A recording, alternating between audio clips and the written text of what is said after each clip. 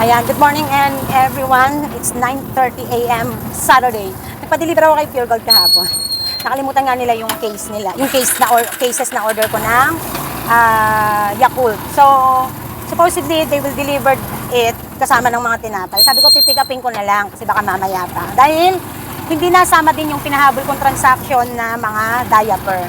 Ang kagandahan, meron talaga akong pupuntahan, gawi doon. So, kaya, ang sabi ko, pipick upin ko na lang and then bibili na lang ako ng bukod na diaper. Magpapatransact ako ng bukod. Kasi pag na-transact na nila, hindi sila pwedeng mag-double transaction nang hindi pa bayad yung una. So, pipick upin din natin kay Tita Tessie yung ating pina-reserve na mga notebooks at yung mga pinahabol pa natin. Kasi meron din akong, bumili din tayo ng isang rolyo na plastic cover, no? At iba-iba pa na wala kay Ate Lourdes. Si Ate Lourdes, guys, nasa almost talaga konti na lang, 12,000 worth of worth of school supplies din. So, yun ay ipa-deliver ko, bala ko ipa-deliver bukas, Sunday, kasi half day sila. May way sila patungo rito sa kanilang bahay. Pwede nilang idaan muna sa akin. Tulad nung dati na nagdi-deliver sila ng items. And then padadagdagan ko na lang nung nabawasan at nakalimutang orderin nung nakaraan. Kasi nung nakaraan, naka 10,000 din yata ako mahigit sa kanya eh. Oo, 10,000 mahigit. No? So, yun. Kaya, ganun lang, ano? Pag pinatawag natin ang ating parent tonight para tayo service kasi di man kasya sa motor. And hindi ako confident enough mag-drive kasi masakit pa rin ang balakang ng mami pa kasi nadulas nga ako. And then, may natira pang mga ayusin na mga presyuhan kahapon sa deliver. Kasama na yung mga iba pang deliver ng mga ahente. So, aanuhin natin, aayusin natin kasi gusto ko maluwag doon sa space ng mga namimili sa akin, no? Ayan. So, talagang pinaghahandaan ko talaga ang schooling, no? Kaya ganun na lamang ako, ang arag. Talagang arag. Alam niyo po kung bakit. Napakaiksi kasi ng bakasyon. Eh, isipin mo. So, syempre, I learned my lesson na, di ba? So, kaya kailangan rolling. Kasi, pag nakapag-stocks na at nakapagbenta, eh, yung mga bayarin naman, no, paunti-unti, ang ating isinesettle. So, ganun lang naman yun, guys. Sa totoo lang, no? Pero, bakit kailangan pa rin at mahalaga pa rin ang nagtatala, no? Maiintindihan mo yan, kasi kahit minsan, anong paliwanag ko eh, maiintindihan mo yan kapag may transition ka, pag nasa transition ka na, yung tipong, yung 10 to 15,000 mo, magre-range na to 30 to 50,000, pag 50 to 100,000 hanggang 100,000 pataas, ayan. Doon mo ma-appreciate yung mga sinasabi ng Mami Pat. Maniwala ka. No? Doon mo ma-appreciate. Although ako, when it comes sa business, it's not new to me. I mean, new yung journey, pero it's not new to me yung mag-a-adjust ako lagi para matuto ang sarili ko. Good thing na lang, fast learner ako. Pero pagdating sa technical, no, mga technical yung mga gadgets, mga computer. Honestly speaking, yan ang weaknesses ko. Yan ako hindi magaling sa totoo lang. Yun naman ang aking. At aminado talaga ako doon. Ewan ko ba, guys, hindi masyadong trip ng mami yan, pero dapat mag-adapt. Yung basic alam ko. Pero yung sasabihin mo talagang level up, hindi ako masyado. Kasi hindi masyadong malawak ang experience ko when it comes to back office. No? Ayan. Always, pag may office ako, halos manual ang aking trabaho pag back office. But yun talagang ano. So, yun. So, nadalaw ako sa GC namin. Awan ko kung may bablog na ni ST. Ang kinaingitan ko ngayon doon sa meron si ST, eh, yung nabili niya na electric calculator, yun talaga ang gusto ko. Again, sa pangangailangan din kasi ako, kasi may ganun nga ako. Ang problema naman, etong si Ate Ana. Hindi mo basta mapilit mag-adapt sa mga ganyan. So, may stress lang din ako.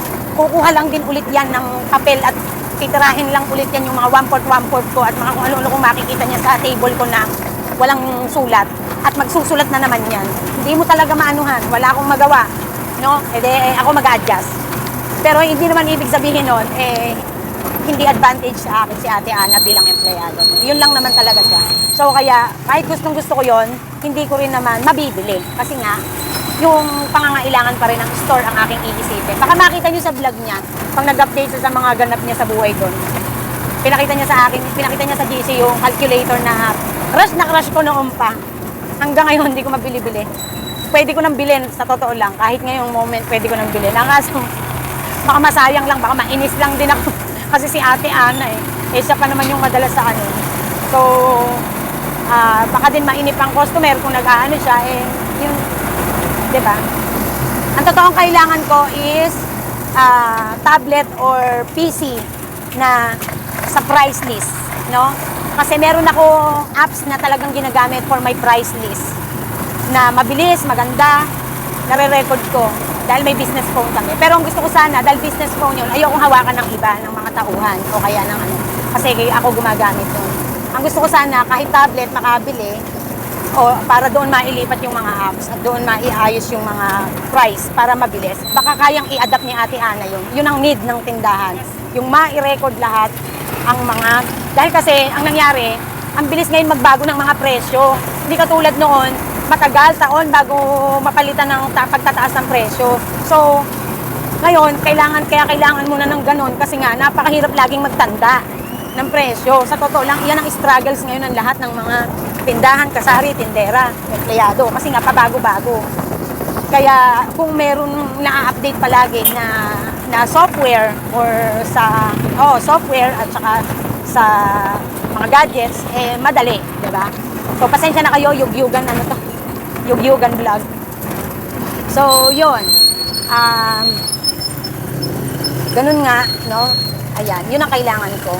Mag-iipon ako talaga, promise, kasi gusto ko talaga yung kahit tablet na mabilis para ma-set ko lang sa isang tabi sa tindahan para yun yung ano. And then baka kung kakailanganin ni Daddy bilang cashier namin, kung kailangan niya ng cash box na ilalak din, try ko guys. Set up ko doon ang maayos. Malalaman natin. Yun yung gusto ko isa sa gusto kong improvement, no? But anyways, magbablog pa tayo. Okay? So, mamaya bigyan ko kayo ng moment kung pagpunta ko sa mga pupuntahan natin for today's video. Ayan, nag-text ang Daddy kasi bago ako umalis, napakaraming nabiling bigas. Bukod pa sa isang sako. Tapos ngayon, hindi pa kami masyadong malayo from the store, nag-text na just sold another bag of rice daw, nag-text sa akin. Ayan, napakabili ng bigas. Siguro kasi nagtaas na naman and then nasunod na ang ibang mga kasari. Ako kasi may stock pa na 48 pa din and then may less pa sila, less piso pa per kilo pag 25 kilo ang kukunin nila. So, yun lang, no?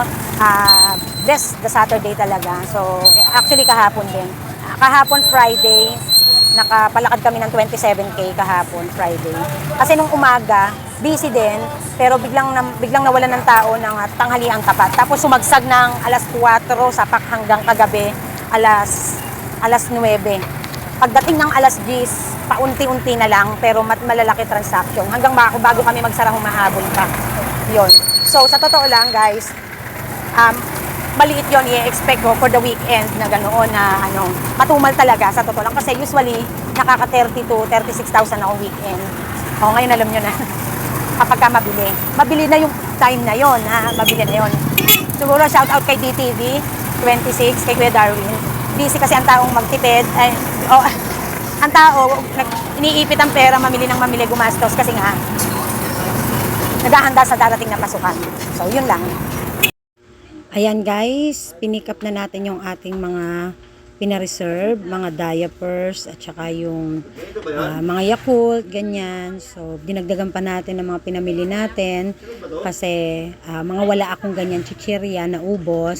So, mag-ano tayo, no? So, ang ingay ng ating customer, pasensya na kayo at ang dami yatang binibili. So, andyan na tayo. Guys, dumating daw ang Nestle. Ayan, 7.5. Ayan po, biniling ko na sa ating mga butihing mag-aama ang 7... pre!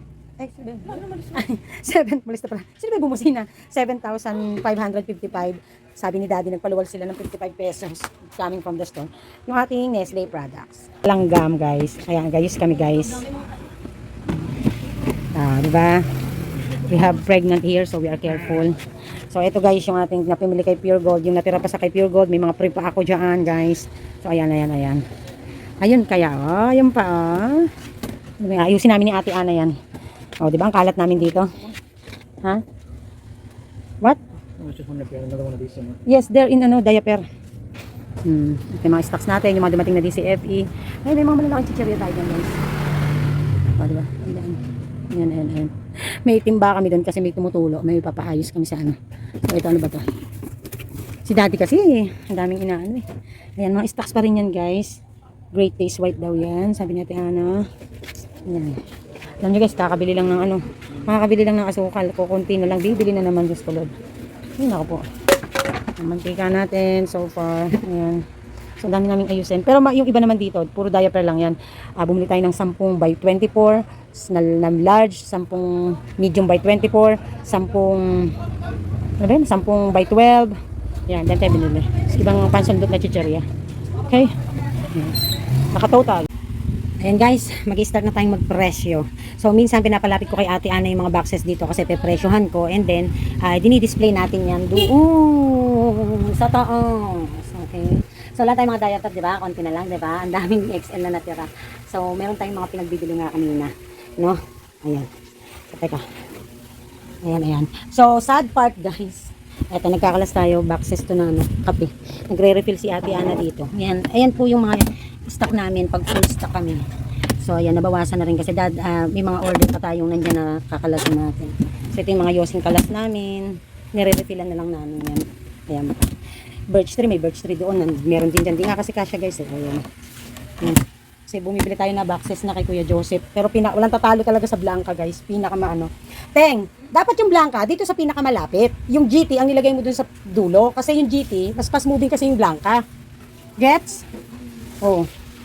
Ganon, nilalapit yung mas fast moving para mabilis ang O tinadal, laray-laray na ang dugyot. Ayusin natin yan guys, magiging maayos yan.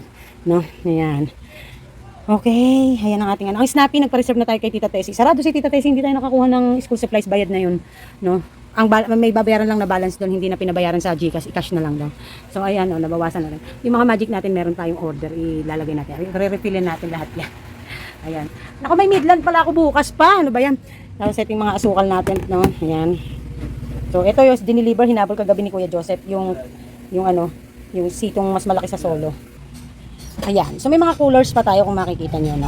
Yan, pag sasama-samahin natin yung mga master, at saka master cool, at saka snappy, at saka coolers, aayusin natin yan, no? So, ayan.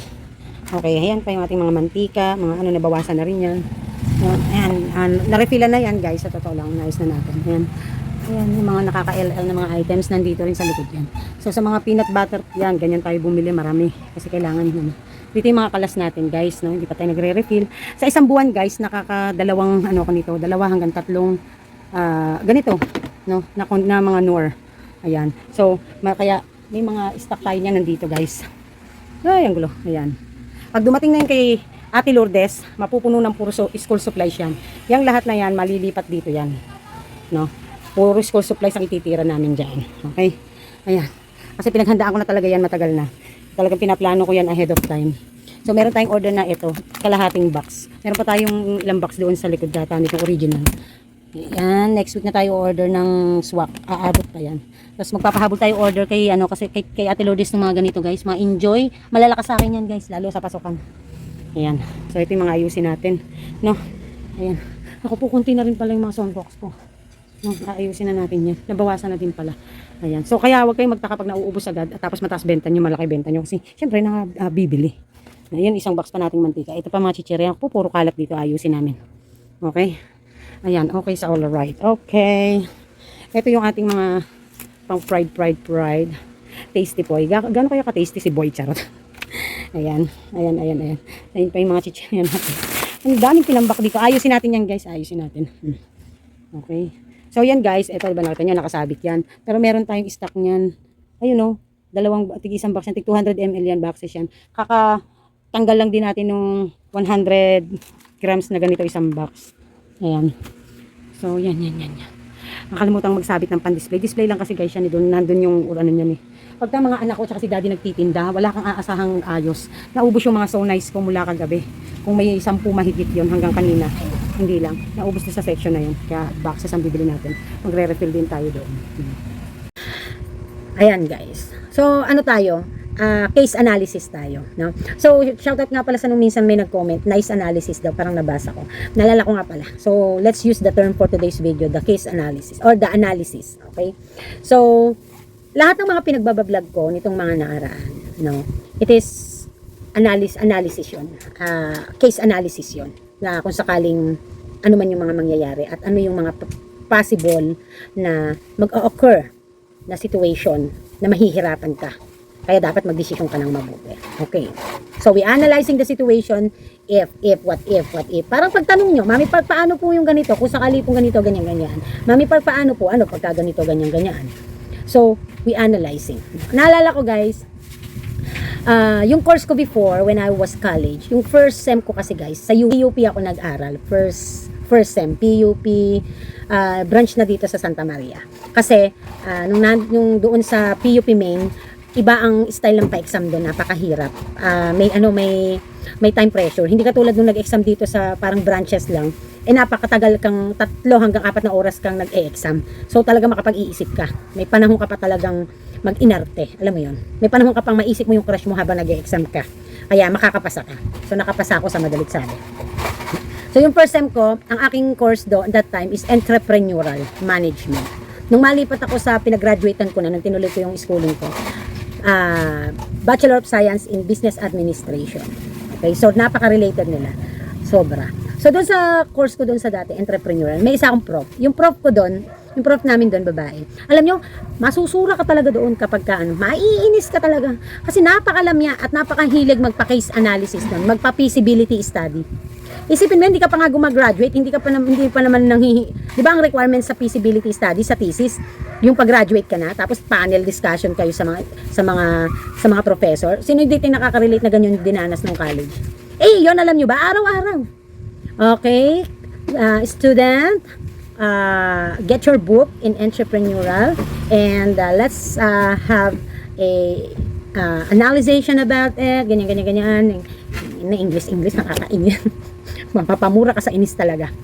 So, ganun nga, no? Okay, case analysis tayo, feasibility, ayan, no?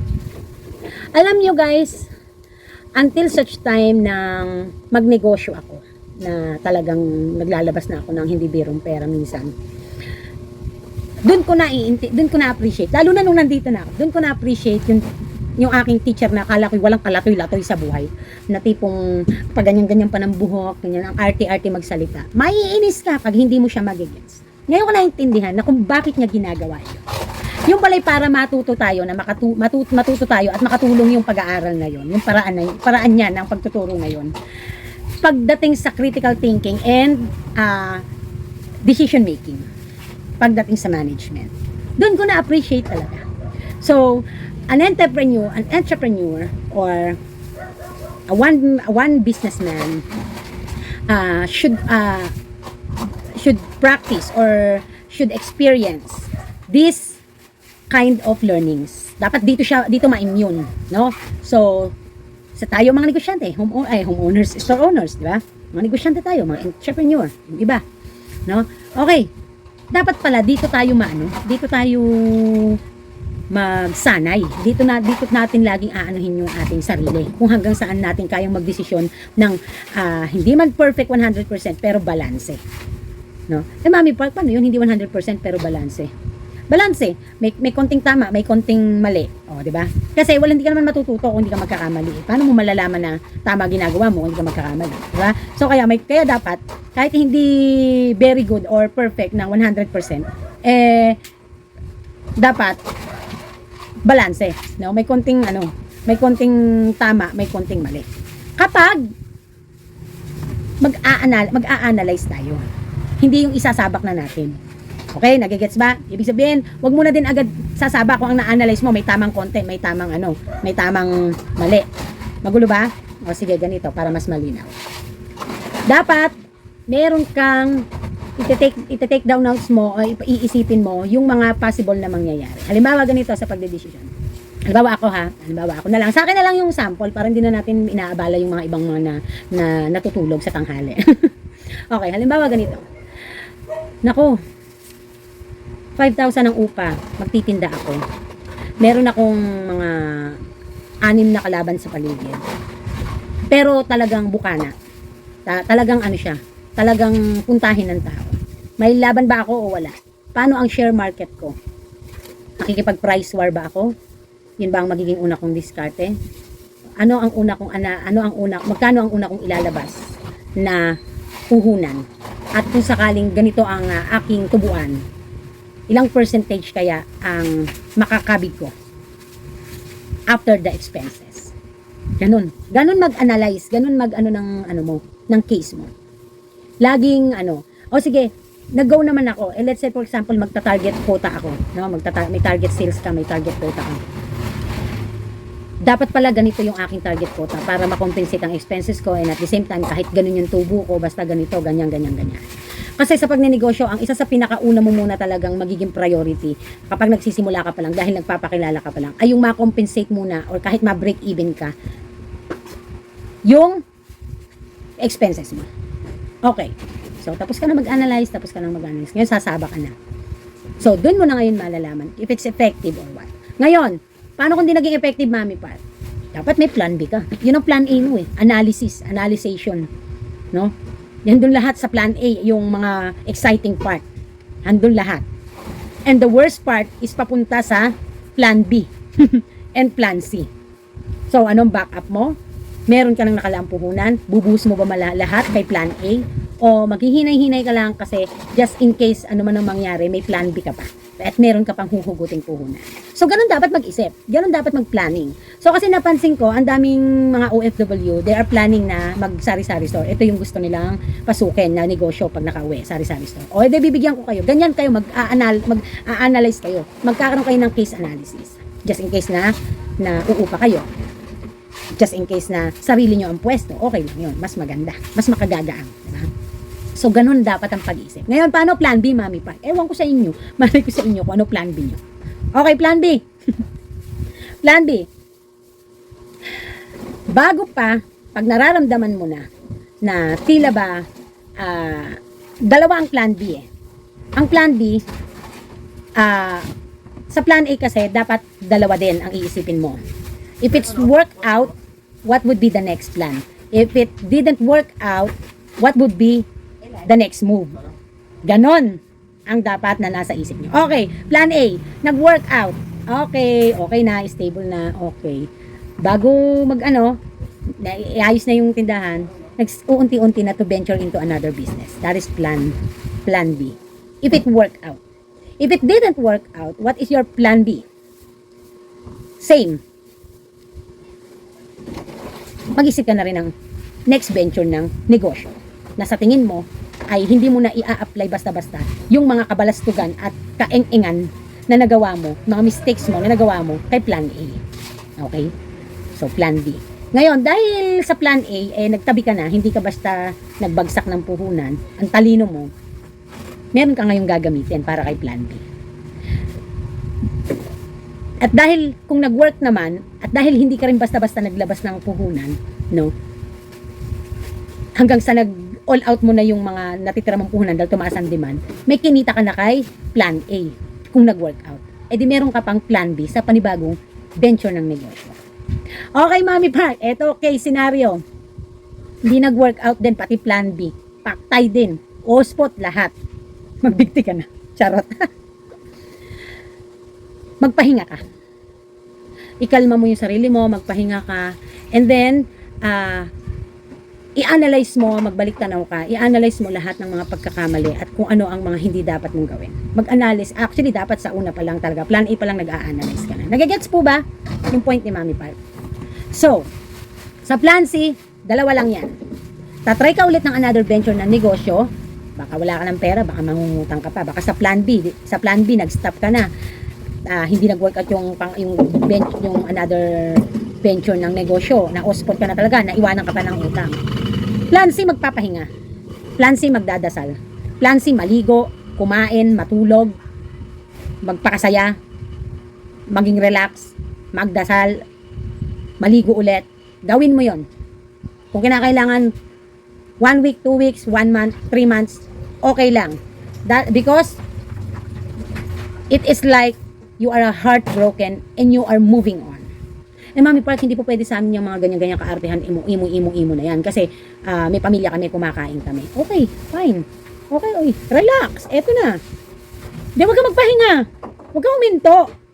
Kasi ganun din naman eh. Sige ka na sige, wala rin nangyayari. Ano ba mali sa iyo? I-analyze mo kasi sarili mo kung ano mali sa mga ginawa mong diskarte. Huwag ka munang magnegosyo. Mag-employed ka muna. Mag-extra ka muna. Mamasukan ka na extra. Why? Para makapag-ipon ka, para makakuha ka ng funds para sa next mong move na gagawin sa next venture na naman na papasukin mo at na ewan ko na lang talaga ako sa ikatlo ay talagang bumagsak ka na naman. Ewan ko na lang sa'yo talaga. And also, manumbalik yung urge na kapag medyo nag-extra ka ng pag-employed, o pwedeng mag full-time kung gusto mo, mamasukan ka ulit. Manumbalik yung quote sa iyo na mas masarap pa rin ang self-employed kasi ikaw ang boss. Diba? Nuggets po ba? Kung hindi nuggets, tigilan nyo na tong video na to. Magsara na tayo. So, yon. Plan A, Plan B, Plan C. Yon ang tatandaan natin. Naniniwala po ba kayo sa calling? No, ito lagi na pinag-usapan ni Beshi. Sa calling, yung ito na tawag, no? This is it, pansit. Ito na ang tawag para sa iyo. Minsan hindi ka maniniwala, hindi mo aakalain na yung calling sa iyo ng Panginoon, if you are really meant for a business, is in an uncertain and unexpected date and time. Ayan, dumilim guys kasi may malaking sasakyan na natsuke, customer namin. Wait lang. So, always, lalo na po sa mga hindi pa nakasasabak, magbabalak pa lang. Hindi kaartihan ang yung maglagay ka ng maglaan ka ng isang malaking notebook o isang malaking papel para lagyan mo ng plano at sulatan mo ng mga case analysis mo or case scenario. Bakit? Mga malalaking ang kumpanya, ginagawa yan eh. Ikaw pa kaya na wala, hindi ka bihasa? Yung mga professionals na ginagawa yan, ikaw pa kaya na nasasabak pa lang? Ano ka? Talinaw-talinuhan? Hindi ganon. Naglilibang? Paano kung ang case mo ay yun na lang ang pera mo? Paano mo pa pag-iinamin yun? Paano mo mapapalago yun? O, sige nga. Ang tao kahit nag-aral, dapat marunong makinig. Marunong makinig ng opinion ng iba. Marunong tumanggap ng advices ng iba na ayaw pang aminin sa sarili na mali naman, no? Ay tama nga si ganyan. Kasi yung pride, ego, pinapairal. So pag alam mong nakapag-aral ka lang ng 4 na taon at wala kang eksperyensado at ang experience mo lang ay mag-OFW at maging employed at papasukin mo ang negosyo, matuto kang makinig, matuto kang maging open. Kaya nga 'di ba ina-advise ko dapat open ka. Bakit? Yung kasi ang magbibigay ng guide sa iyo or makakatulong ng malaki sa iyo para maiwasan mong makakommit ng malaking mistakes. Hindi naman masamang magkamali eh. Ang masama, yung pagkakamali mo, malaki magiging damage. Kaya iniingatan natin. 'Di ba? Prevention is better than cure. Kaya nga. Okay? Hindi man maiwasan, but at least hindi malaking impact. Lalo na kung yung pera na pinaghirapan mo talagang yun na lang ang sasalba sa iyo. So, gusto ko lang sa puntong ito, doon sa mga napipisil talaga na ito ang pasuking negosyo, ay magkaroon kayo ng case analysis at plan A, plan B, plan C. Okay? Doon naman sa mga stable na, maganda na, nakontento na lang doon sa na yon. Depende din, may nakukontento na talagang gano'n na lang kasi hindi naman na nakaya ng katawan, kumbaga ba, alam mo yun. Minsan din kasi yung sobrang paghahangad ng mataas ay yun ang minsang nagiging dahilan ng ating pagbagsak, no? Maganda yung pag naghahangad ka na ng pataas, ng mas mataas sa narating mo ngayon, o di ba lumiliwanag, biglang gumagana. Ang maganda doon is meron kang goal na parang makapagpapasaya na lang sa'yo. Hindi yung una kasing goal mo na pinuputap mong negosyo na makasusustain sa'yo, puro hirap, sakripisyo at iyak yun eh. Sakit ng katawan. Totoo yun. Puro talaga, Puro sacrifices talaga. Pero yung oh, parang this is it. Parang bonus mo na lang yung mga susunod mo pang mga plano sa buhay. Dapat iyon makapagpapasaya na sa iyo. No? Magbibigay ng stress sa iyo, pero yung stress na yon ay saya. Opportunity. And ika nga ano yan eh. Yan yung parang nasa virtue ka na. At ang alam mo na, ang gusto mo na lang gawin ay mag-enjoy na in a sense na, hindi naman sa atin literal na mag-enjoy na tatanga ka na lang. Mag-enjoy in a sense na gumagawa ka na ng little act of kindness, nakakatulong ka na, may napapaaral ka ng mga kaanak, natulungan mo na sa negosyo ang iyong mga kapamilya, ganyan. Kumbaga ba, nagkaroon na ng, hindi lang ikaw ang natulungan ng negosyong ginawa mo, kundi may natulungan din. No? May naisalba ka din na buhay na maging disente man lang. Dahil natulungan mo sa pamamagitan ng negosyo. So, yun lang ang aking yun lang ang aking iiwan for today's video. No? Dami yun ni Mami pa pala sasabihin. Bye.